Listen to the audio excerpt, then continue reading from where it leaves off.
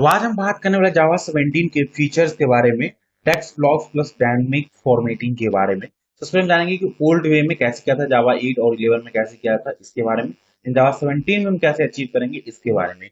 Suppose कि आपको कोई एसक्यूएल क्वेरी बिल्ड करना है या ईमेल के लिए कुछ फॉर्मेट आपको जनरेट करना है, उस सिनेरियो में हम कुछ इस तरीके से ओल्ड केसेस में करते हैं कि डबल कोट के अंदर देन स्ट्रिंग कंकेटेनेशन को यूज करके हम चीज को अचीव करते थे। ये हमारा ओल्ड वे है। ओके, तो यहाँ पर क्या होता है, ओल्ड वे में सिंपली हम string concatenation with plus symbol को हम यूज करके यहाँ पे करते थे।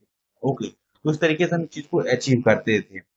बट हम जावा 17 कैसे यूज करेंगे इसके बारे में आपको बताता हूँ कि जावा 17 में सिंपली हम क्या काम करेंगे। एसक्यूएल क्वेरी को बिल्ड करने के लिए, किसी क्लास नेम को बिल्ड करने के लिए सबसे बेस्ट तरीका क्या है इसके लिए, उसमें कहते जो कोड तुम्हारा नीट एंड क्लीन होता है। Okay, everything neat and clean होता है, न्यू वर्जन होता है, और तो हम टेक्स्ट ब्लॉक को यूज करते हैं। सबसे पहले तो उसको आपका आउटपुट दिखाता हूँ, और सेम चीज को हम कैसे जावा 17 में अचीव करेंगे ये भी मैं आपको दिखाता हूँ। तो यहाँ पर देखिए क्वेरी जनरेट हो गया, select ID name salary from employ where salary this one.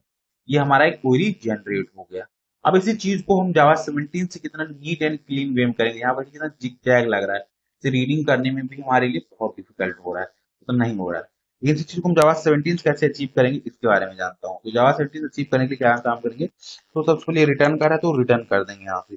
Then double quotes को 3 टाइम्स लिखेंगे। देन नीचे आएंगे, डबल कोट को यहाँ से ओपन कर देना है, ओपन एंड क्लोज 3 टाइम कर देना है। देन यहाँ से सेमीकोलन को लगा देना है। अब इसके अंदर हम क्वेरी को लिखेंगे, इस क्वेरी को अपने को लिखना है, इस क्वेरी को अपने को लिखना है। तो सिंपली क्या काम करेंगे, इतने वाले जो पार्ट है इसको हम यहाँ से ले लेंगे, सेलेक्ट किसको करना है वो सारे हम पार्ट यहाँ से ले लिए। ओके, देन यहाँ से आएंगे न्यू लाइन में फ्रॉम। अब फ्रॉम के बाद क्या काम करेंगे, हम टेबल को जनरेट करेंगे, राइट। टेबल का नेम पास करेंगे डायनेमिकली, तो परसेंटेज को यहाँ से हम यूज करेंगे और एस को यूज करेंगे। एस क्यों करेंगे क्योंकि वहाँ पे स्ट्रिंग है। देन इसके बाद हम क्या काम करेंगे, वेयर लगा देंगे, सिंपली ये वाला कंडीशन जो था कोरी का ये लगा देंगे। ओके, तो देखिए अभी कोरी पढ़ने में और देखने में कितना नीट एंड क्लीन लग रहा है, राइट। अब ये वाला जो नेम है यहाँ पर डायनेमिकली चेंज होना चाहिए, इसके लिए हम क्या यूज करेंगे, फॉर्मेटेड को यूज करेंगे। यहाँ पे डॉट फॉर्मेटेड, और इसके अंदर हम सिंपली टेबल को नेम को पास कर दें, दैट्स इस नेम एडिटिव अपने को आउटपुट ला कर देगा। तो यहाँ से इसका एडवांटेज क्या हो गया, यहाँ पर ये वाला जो triple open and close can double quote, इससे बोलते हैं टेक्स्ट ब्लॉक।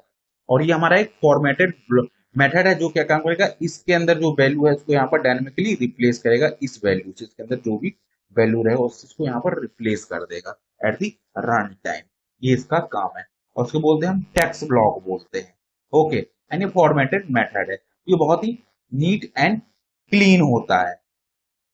ओके, तो चलिए इस चीज को हम यहाँ से राइट क्लिक करते हैं, रन एज जावा प्रोग्राम पर कंप्लीट करते हैं और पेज करते हैं जेर आउटपुट देखिए।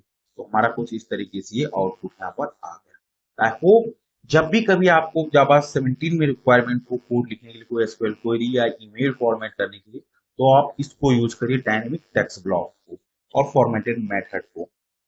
ओके।